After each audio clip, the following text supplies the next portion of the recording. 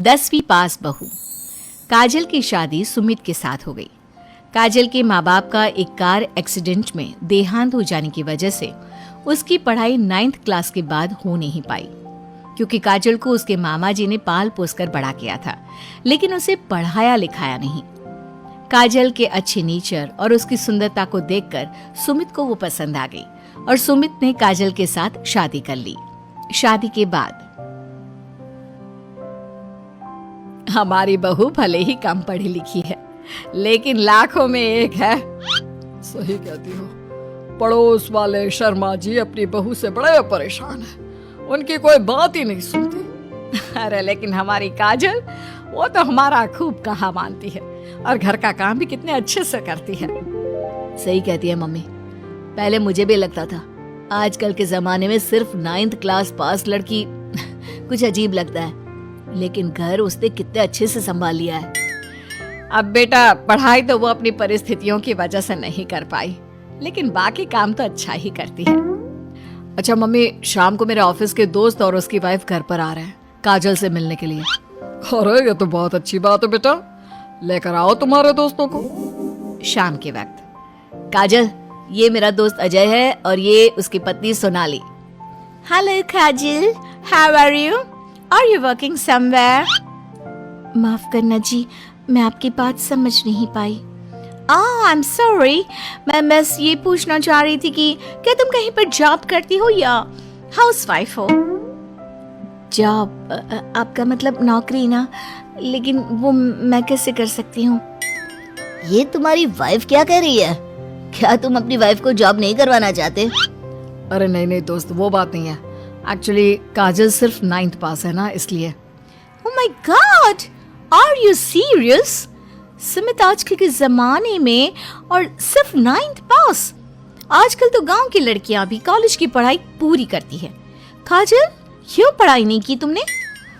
बस मेरे सामने कुछ ऐसी प्रॉब्लम थी जिसकी वजह से मैं पढ़ाई नहीं कर पाई जी।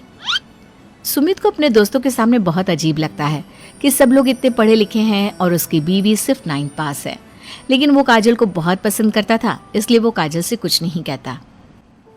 लगता है इनको इनके दोस्त के सामने बहुत अपमान जैसा महसूस हो रहा है।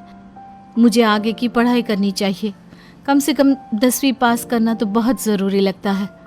अगले दिन, मम्मी जी, मुझे आपसे कुछ ज़रूरी बात करनी थी जी। हाँ बोलो बेटा, क्या बात है? मम्मी जी, दरअसल मैं ना 10वीं क्लास की पढ़ाई करना चाहती हूँ, 10वीं पास करना चाहती हूँ।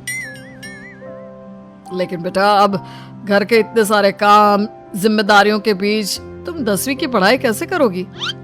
पापा जी, मेरा बहुत मन है, प्लीज मना मत करिए ना जी। अरे ठीक है बेटा, जैसे तुम्हारी इच्छा, तुम 10वीं का फॉर्म भर दो।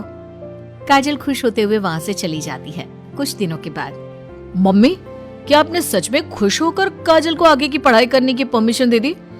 मेरा मतलब है, वो पढ़ाई करेगी तो घर का सारा काम, जिम्मेदारी कौन संभालेगा? अरे देखो बेटा, काजल हमारा इतना ख्याल रखती है, अब उसने हमसे परमिशन मांगी थी तो हम कैसे मना कर देते। और वैसे भी एक बार एग्जाम देने दो, उसका मन रह जाएगा। तुम्हें क्या लगता है, अब शादी के बाद 10वीं की परीक्षा पास करना आसान होता है क्या? अरे कुछ हो या ना हो, पर अगर हम मना कर देते तो उसे बुरा लग जाता ना। हाँ, वैसे आपकी बात तो ठीक है। मम्मी पापा, हमें काजल का दिल नहीं तोड़ना चाहिए। अगर कुछ होगा तो ठीक है, नहीं तो कोई बात नहीं। वैसे भी एग्जाम पास करना बहुत मुश्किल सी बात है। 1 महीने के बाद, मम्मी जी, मुझे 10वीं का एग्जाम देना था, लेकिन एक प्रॉब्लम है। अरे क्या हुआ बेटा, बताओ मुझे। मम्मी जी, मैं प्रेग्नेंट हूँ और ऐसी हालत में मुझसे पढ़ाई और काम दोनों चीजें नहीं हो पा रही है। अरे कोई बात नहीं बेटा, तुम अंदर कमरे में जाकर आराम करो, हम कुछ सोचते हैं। काजल के जाने के बाद, मैंने कहा था ना, इसे अपने मन की कर लेने दो। हम मना करते तो बेकार में बुरा मान जाती। अब प्रेग्नेंट हो गई है, पढ़ाई तो वैसे ही नहीं कर पाएगी।